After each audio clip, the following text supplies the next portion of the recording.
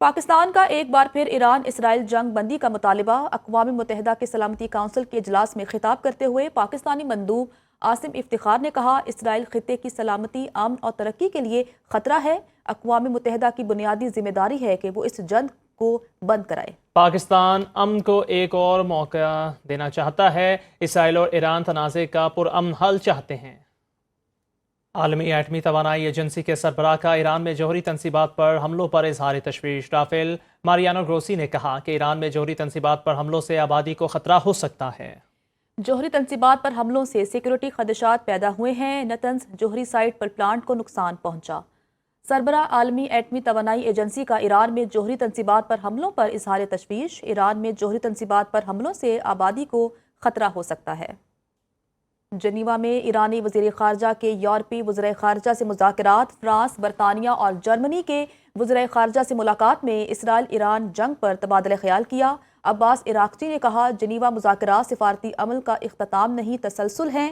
ایرانی وزیر خارجہ سے ملاقات کے بعد برطانوی وزیر خارجہ نے میڈیا سے گفتگو میں کہا، ایران کے ساتھ بات چیت جاری رکھنے کے خواہش مند ہیں۔ ایران کے ساتھ مذاکرات کا دروازہ کھلا رکھنا ضروری ہے۔ فرانسیسی وزیر خارجہ نے کہا، ہم سمجھتے ہیں سفارتی اقدام سے مذاکرات کی راہ ہموار ہونی چاہیے۔ جرمن وزیر خارجہ بولے، مذاکرات میں امریکہ کی شرکت لازمی ہونی چاہیے۔ ایرانی صدر مسعود پزشکیان کا کہنا ہے، اب مسلط کردہ جنگ کے خاتمے کا واحد حل دشمن کی جارحیت کو بلا مشروط روکنا ہے۔ ہم نے ہمیشہ امن و امان کی کوشش کی ہے۔ امن کے لیے ضروری ہے کہ صہیونی دہشت گردوں کی مہم جوئی کو ہمیشہ کے لیے ختم کرنے کی یقینی ضمانت فراہم کی جائے۔ وزیراعظم شہباز شریف کا اسرائیل ایران بحران کے پرامن حل کی ضرورت پر زور۔ وزیراعظم کی امریکی وزیر خارجہ مارکو روبیو سے ٹیلی فونک گفتگو۔ کہا، کشمیر سندھ طاس معاہدے، تجارت اور انسداد دہشت گردی پر بھارت سے بامقصد مذاکرات کے لیے تیار ہیں۔ امریکی وزیر خارجہ نے پاکستان کی انسداد دہشت گردی کوششوں کو سراہا اور مکمل تعاون کی یقین دہانی کرائی ہے۔ ترجمان امریکی محکمہ خارجہ ٹیمی بروس نے نیوز بریفنگ دیتے ہوئے بتایا کہ امریکی صدر نے کہا ہے کہ ایران سے متعلق 2 ہفتوں میں فیصلہ کر لیں۔ ہماری اولین ترجیح امریکی شہریوں کی حفاظت ہے۔ امریکہ نے اپنے شہریوں کے لیے نئی ٹریول ایڈوائزری جاری کر دی۔ امریکی شہریوں کو سمارٹ ٹریول پروگرام میں انرولمنٹ کرانے، سفارت خانوں اور قونصل خانوں سے رابطے میں رہنے کی ہدایت۔ ایران اسرائیل تنازع رکوانے کے لیے عالمی طاقتیں سرگرم۔ اقوام متحدہ کی سلامتی کونسل کا اجلاس۔ سیکرٹری جنرل اقوام متحدہ نے ایران اور اسرائیل سے فوری جنگ بندی پر زور دیا۔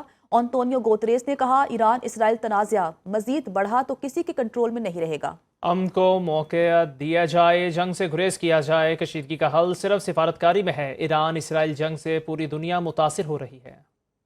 روس اور چین کا ایران اسرائیل جنگ فوری بند کرنے کا مطالبہ۔ اقوام متحدہ کی سلامتی کونسل کے اجلاس میں روسی مندوب نے کہا، ایٹمی تنصیبات پر مسلسل حملے دنیا کو ایٹمی تباہی کی طرف دھکیل سکتے ہیں۔ اسرائیل نے امریکہ مذاکرات سے عین قبل حملہ کر کے اپنے ہی اتحادیوں کی توہین کی۔ ایران نے ہمیشہ مسائل مذاکرات کے ذریعے حل کرنے کی بات کی۔ چینی مندوب نے کہا، کشیدگی کے خاتمے کے لیے مذاکرات کا راستہ اپنانا چاہیے۔ ایران اسرائیل کشیدگی سے پورے خطے میں امن و امان کی صورتحال خراب ہے۔ امریکی مندوب نے کہا، ایران پر حملوں میں واشنگٹن کا کوئی کردار نہیں، لیکن امریکہ اس جنگ میں اسرائیل کی حمایت میں ہے۔